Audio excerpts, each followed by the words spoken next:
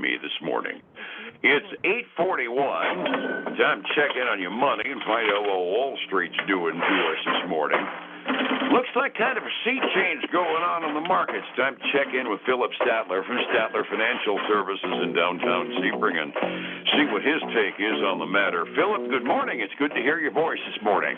Hey, good morning, Dave. Doing well today as we head into, I guess this is the first full week of February, and not much on the economic front today, and even stocks are a little slow getting started this morning. Well, they're kind of sitting back and thinking.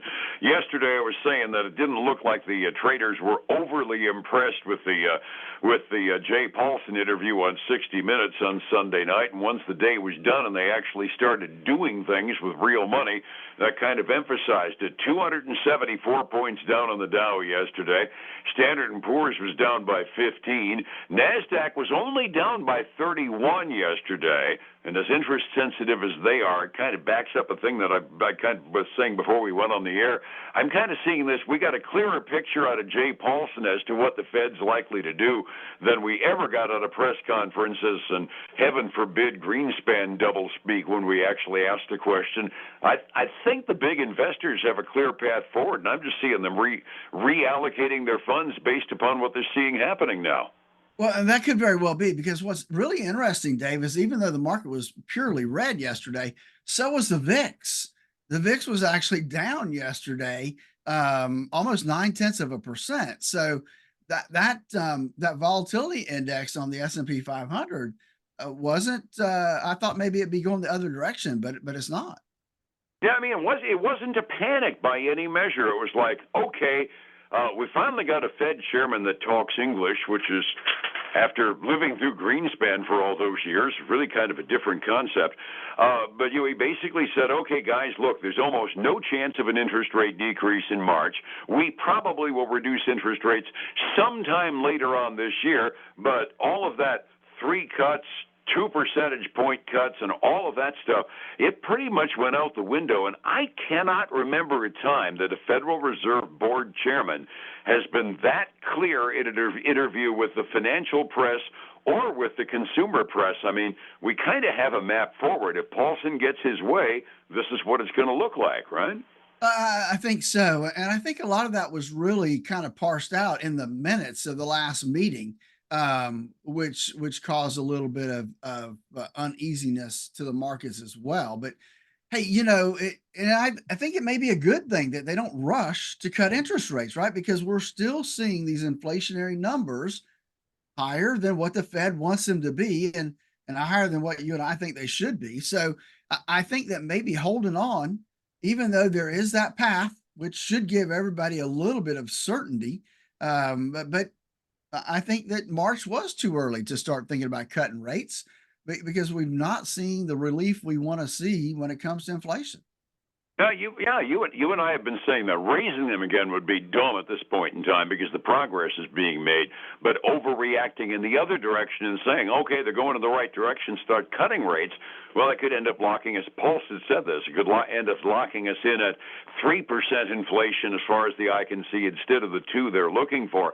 Our Fed does not have a great international reputation of reacting productively, positively, and in the right timing for our economy. And to their defense, we've got an aircraft carrier for an economy. It's kind of hard to make a quick turn with it. But nevertheless, we've got a bad history of overreacting. And just for the first time in, well, at least the 8 or 10 economic cycles that I'm familiar with, we actually seem to be reacting the right way and slowing things down to a crawl gradually. I'm tempted to take Paulson's word for what it's worth and support what he's saying, because what he's saying makes some sense at this point. Yeah, it does. It really does. And I think I'm on board with that. And then we'll have to see what happens and what things look like in March as to whether we think, there's a possibility at the next meeting that maybe we get a little relief.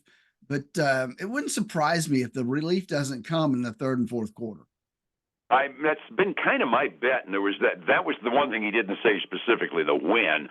He basically said not as many, and that was about it. But as you say, the VIX was actually kind of quiet yesterday, and if you look at the curves during the day, I mean, things basically, you saw a dip at the beginning, and then as some reallocations took place, a little bit of a rise on the three major indexes. They kind of shifted their holdings, and I wouldn't be at all surprised to see the overall indexes climb back up into the levels they were at, simply on the grounds that, we're shifting stocks. We're not necessarily bailing out of them. Nobody seems to be predicting a crash here. Well, that's true. Absolutely true at this point. So this is kind of strange, Philip. I'm the one wearing the rose-colored glasses this morning. It's normally the other way around, isn't it? oh, so yeah. Bunch of company news coming out this morning. 2 layoffs came across my ticker that the people at Snap are laying off a pile of their workers, and there's another tech-based firm that's doing some layoffs as well, right? Yeah, DocuSign came out this morning and basically said that they're laying off a pile of people. I think it's like 6% of their workforce, which is about 440 jobs. Now, what's disappointing to me is I was thinking that news would help them in the stock price, but it's not. They're down a 5% this morning after being down 8.5 yesterday. So they're getting walloped pretty big right now. And some of that may be because interest rates are going back up too, because I noticed that mortgage rates have gone back up over 7%.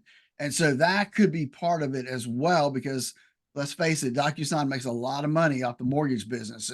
And so that could be part of that issue as well. Oh yeah, remote mortgage signings. It may not be their core. It might be their core, but it's not all of their business. But it's a pretty doggone big part of it. Closing on the sale of a home from your dining room table is becoming trendy and convenient, isn't it? It is. It is. And even though Spotify laying off some folks, they had a big increase in premium subscriptions. They've reached the point they got 236 million in the fourth quarter. And Wow. that beat analyst expectations.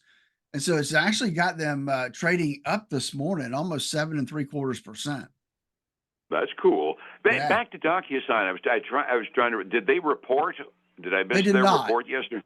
Okay. They did. I have not seen anything where they reported. Now they could have reported yesterday before the market, but that doesn't show up on my sheet anywhere. All right. What else have we got in terms of reports that are coming out from the companies this morning and over last night? We've got quite a few. Let's look at Eli Lilly. They reported and they came in at $2.49 a share versus $2.22. They also beat on revenue by almost $500 million, not quite, but a pretty big beat for them. And so that's got them up 4.75%. Now a lot of that say is based on their launch of their weight loss drug, Zipbod. So that's been a good deal for them and helping them out as well. I hadn't heard. They're calling it Zipbod. Yep, ZEPBOUD. Okay. You like that? The names get more interesting with every passing day. That one made me giggle. And you lose weight, take Zipbod. Okay. Is there somebody more serious to talk about? Yeah, really. Hey, we got UBS reported. Not such a good quarter. They had their second consecutive quarterly loss. Revenue fell slightly below expectations. They did increase their dividend, which is kind of counterintuitive to me as if they're losing money, but hey, it is what it is. And they're going to go out and repurchase more stock in the second half of this year. So that's even though they had weaker than expected earnings, JP Morgan actually reiterated their overweight rating for UBS. So that may be helping them out this morning. Their stock is going down this morning. They're down almost 4.5%. BP reported.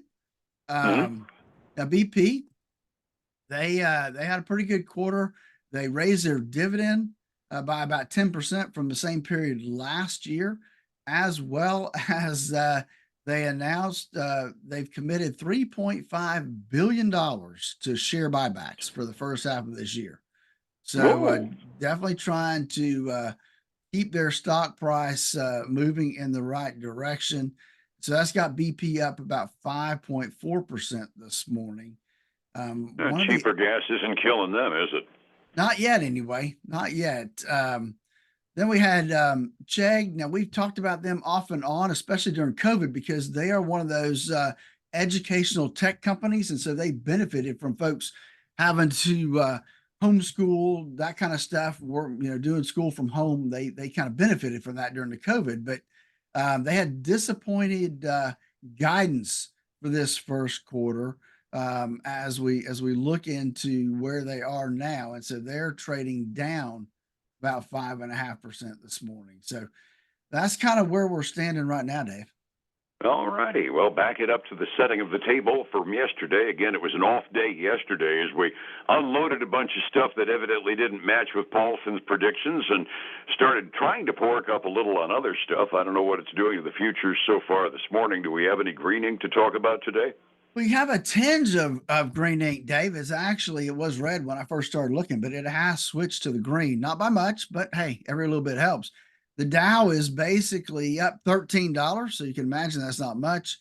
The S&P 500 is up $6, and the NASDAQ 100 up 0.2 or $37 before we get traded this morning. On the commodity side, silver's basically flat this morning. Gold is up to about 0.1%, and then crude oil is up almost 0.7% to $73.26 a barrel right now, Dave. Well, poop, it was down in the $72 range yesterday morning. I was hoping it'd stay there. Overseas markets, the Asian Rim was kind of herky-jerky overnight at the close this morning. The mainland Chinese indexes actually went up substantially. Go figure that. Rest of the market was pretty flat at the 6 a.m. close over in the Asian Rim. Europe is generally looking at our futures and saying, "Oh, okay, it was anomaly yesterday. We'll keep trading." The indexes in Europe are generally a little under 0.5% up halfway through their trading day today. Keeping tabs on retirement funds takes an expert pair of eyes and, more importantly, a plan. How do I find you to get that plan going for my retirement, Phillip? Yeah, that's why I developed the core retirement design to help people plan that retirement they always dreamed of. Give us a call, 863-382-0037 to schedule your core retirement analysis. And then join us this weekend for the Statler Financial Radio Show, 6 a.m. and noon on Saturday, 10 a.m. Sunday morning on Highlands News Talk 730, 95.3 FM. And back here again tomorrow morning, same time on Light. Phillip, thank you so much, and we'll catch you tomorrow, all right? All right, have a great day. Thank you, sir. It's 105.7 Light FM and Statler Financial Services, Phillip Statler. Hey, folks, again, I want to thank you for joining us today. Hope your day goes well. Join us again tomorrow, same time, same place. Until then, have a great day.